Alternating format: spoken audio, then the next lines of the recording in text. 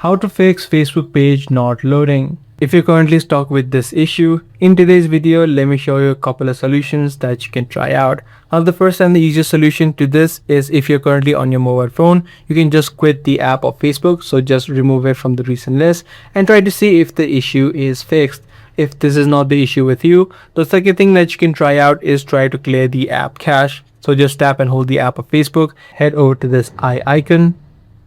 From this settings page, you'll be able to see the option called clear data. Just tap on the clear cache option. If this is straightaway not visible, you'll need to head over to the storage. Now, once you complete this step, try to see if the issue is now fixed. If the issue is still not fixed, the third thing that you can try out is try to look for any new updates available. So just head over to the Play Store. Search for Facebook. If you do see new updates available, make sure you update the application.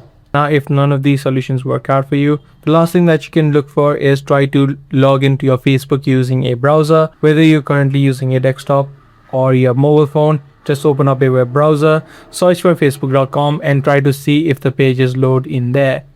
The issue still persists from the browsers as well, that likely means Facebook is down right now. So you just need to wait out a couple of minutes, sometimes maybe even a couple of hours, before the issue is automatically fixed.